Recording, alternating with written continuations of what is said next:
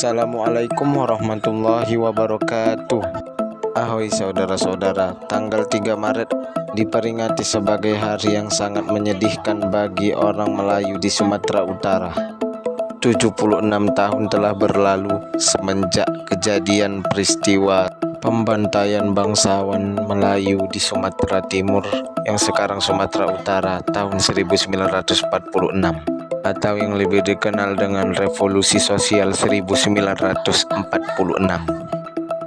Kalau Turki Utsmani bubar 3 Maret 1924, maka Kesultanan di Sumatera Timur bubar 3 Maret 1946.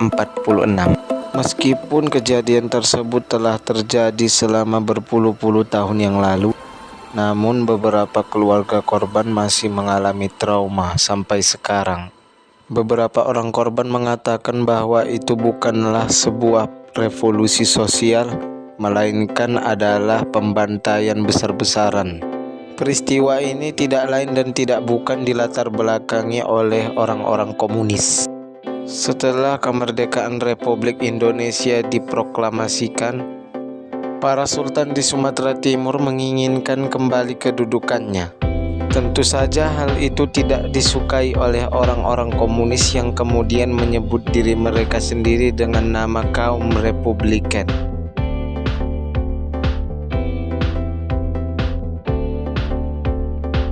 Pada tanggal 3 Februari 1946 di rapat Komite Nasional Indonesia atau KNI, para raja dan sultan di seluruh Sumatera Timur termasuk Sultan Siak dari Riau sudah menyatakan tekad untuk mendukung dan berdiri di belakang negara Republik Indonesia di hadapan Gubernur Sumatera Dr. Teuku Muhammad Hasan sebagai wakil pemerintah. Disaksikan oleh Wakil Gubernur Sumatera Dr. Muhammad Amir, Residen Sumatera Timur Tengku Hafaz, Ketua KNI Sumatera Timur Mr. Luat Siregar, Dr. Tengku Mansur, Tengku Damrah dan Tengku Bahriun. Kemudian dari Kesultanan Melayu hadir Sultan Langkat, Sultan Siak, Sultan Deli, Sultan Asahan, Raja Indrapura, Sultan Bilah, Putra Mahkota Serdang, dan yang di Pertuan Kualu. Pertemuan itu diketuai oleh Mr. Luat Siregar. Teuku Muhammad Hasan dalam pidato pembukaan menyatakan bahwa Undang-Undang Dasar Negara Republik Indonesia mengakui secara resmi pemerintahan raja-raja di Sumatera Timur dan mendesak mereka agar memutuskan hubungan dengan Belanda, melakukan proses demokratisasi dan mendukung pemerintah Republik Indonesia.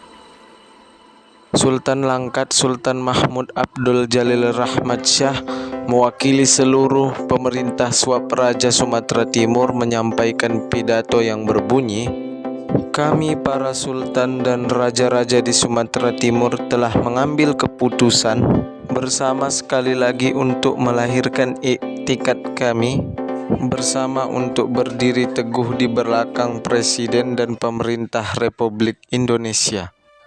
Sedangkan Dr. Muhammad Amir menjelaskan bahwa masalah Indonesia sekarang bukan hanya masalah kita dan Belanda, melainkan telah menjadi masalah internasional. Ia juga menjelaskan bahwa di Jawa, Susuhan Surakarta, Sultan Yogyakarta telah menyesuaikan susunan pemerintahan mereka masing-masing sesuai dengan kedaulatan rakyat. Pada akhir pidato ia mengatakan bahwa baik ditilik dari segi politik, diplomasi ataupun militer, kedudukan Republik Indonesia sangatlah kuat dan tangguh. Musyawarah itu akhirnya melahirkan kesepakatan membentuk panitia bersama untuk mempersiapkan demokratisasi di daerah Swapraja Sumatera Timur. Sebagai ketua dan koordinator, mereka ditugaskan untuk mengawasi jalannya proses pemerintahan di wilayah itu sambil menantikan penggabungan dengan Republik. Hal ini menunjukkan bahwa kerajaan dan kesultanan di Sumatera Timur sudah bersedia untuk menggabungkan diri dengan Republik Indonesia. Mereka menargetkan bahwa pada Mei 1946, pemerintahan yang baru di Sumatera Timur sudah bisa berjalan. Namun sangat disesalkan kubu radikal mengambil jalan pintas dengan revolusi sosial. Slogan-slogan bernada revolusioner mulai membahana di seantero Sumatera Timur. Antara lain berbunyi, raja-raja menghisap darah rakyat, kaum feodal yang harus dibunuh, dan lagu darah rakyat. Situasi ini didalangi oleh kaum berhaluan kiri atau komunis. Orang yang menghambat dan menghalangi jalannya revolusi akan ditangkap. Seluruh elemen organisasi larut dalam suasana revolusi. Gerakan revolusi memberikan keleluasaan bagi buruh-buruh pendatang untuk melakukan aksi pergerakan. Kepentingan-kepentingan pribadi diboncengkan dan nafsu rendah mendapatkan pelampiasannya. Terselundup hal yang sebenarnya tidak ada sama sekali kaitannya dengan kaum feodal.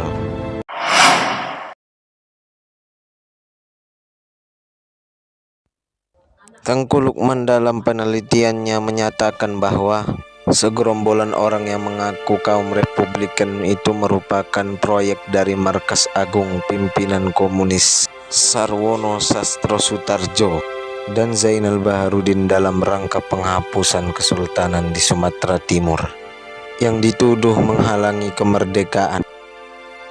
Sebulan sebelum gerakan revolusi sosial, Wakil Gubernur Sumatera Dr. Muhammad Amir yang berpihak kepada Markas Agung sengaja menyusun jadwal agar Gubernur Sumatera Teuku Muhammad Hasan pergi melakukan kunjungan ke Palembang. Keberadaan gubernur dinilai dapat menggagalkan rencana mereka. Pada 1 Maret 1946, para kaum revolusioner berkumpul di rumah kediaman Mr. Luat Siregar di Medan. Dihadiri oleh anggota Volksfront atau Front Rakyat. Sehari sebelum terjadinya revolusi sudah didapatkan informasi bahwa Partai Komunis Indonesia dan Barisan Harimau Liar bekerja sama dalam aksi tersebut.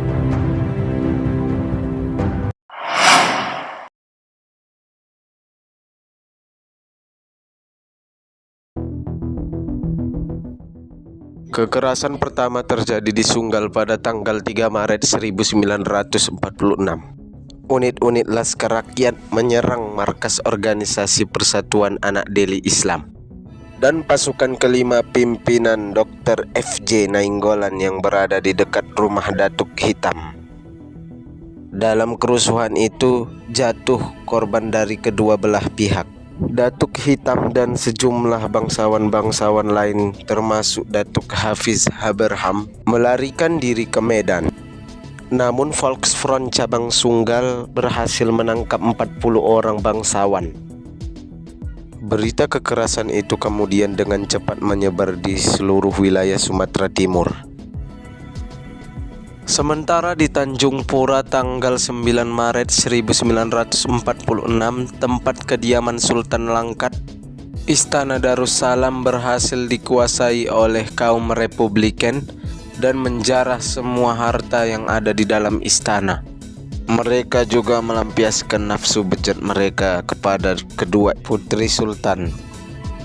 Istana Darul Aman dibakar, namun Sultan tidak dibunuh.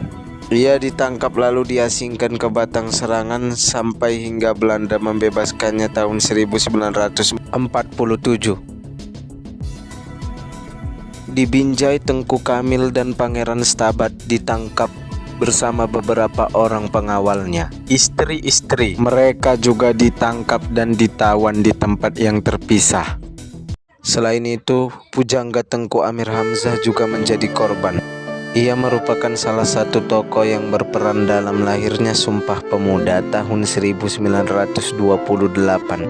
Di lingkungan kesultanan, ia merupakan seorang pangeran untuk wilayah Langkat Hulu dan Langkat Hilir, serta bendahara Paduka Raja. Dan pada masa pemerintahan RI dia sempat menjabat sebagai wakil residen dan ketua pengadilan kerapatan Kesultanan Langkat. Amir Hamzah awalnya ditahan di sebuah rumah bekas tahanan Kampete di tepi Sungai Mencirim, Binjai. Tepatnya tanggal 20 Maret 1946, dia dieksekusi di sebuah lubang di Kuala Begumit.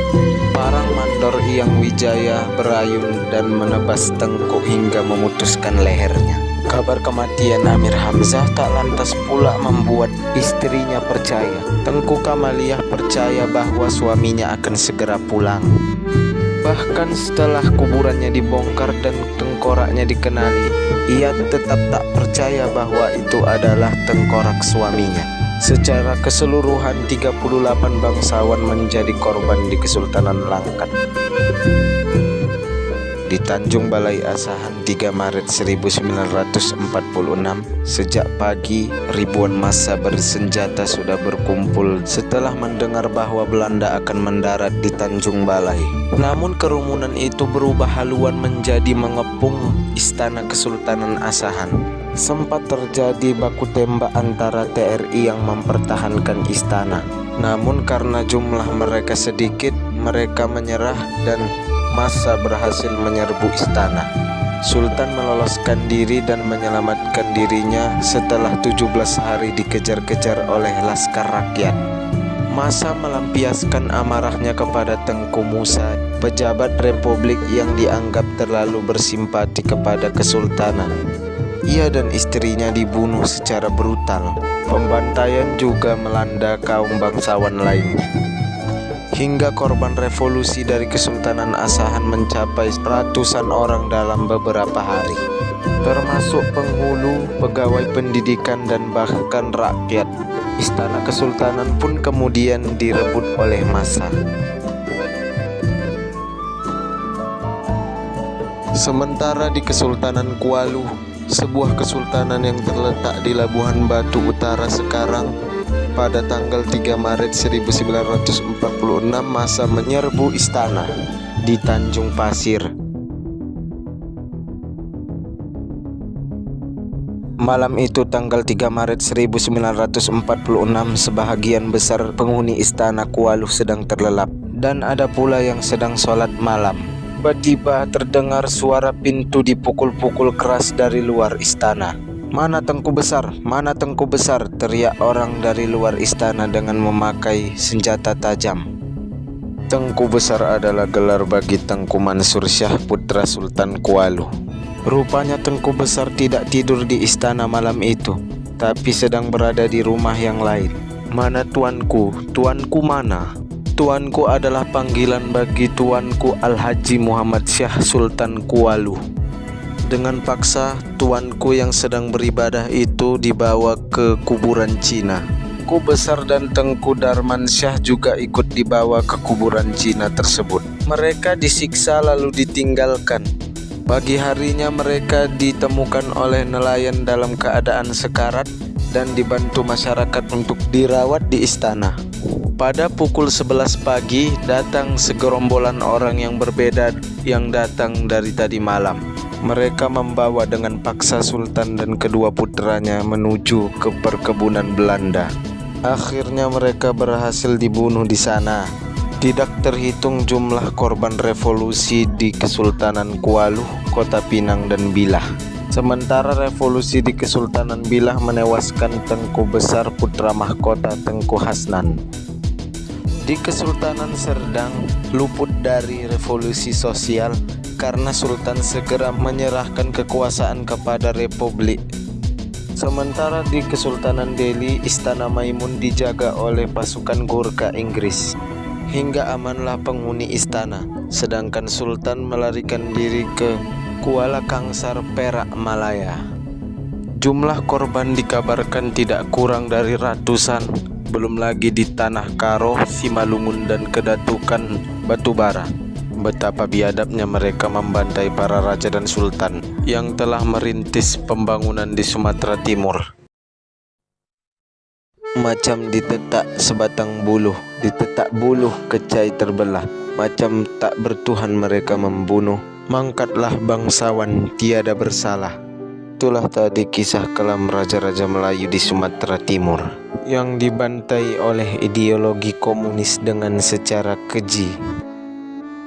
Kesimpulannya adalah bangsa Melayu di Sumatera Timur pernah mengalami masa-masa kelam, yaitu pada tahun 1946.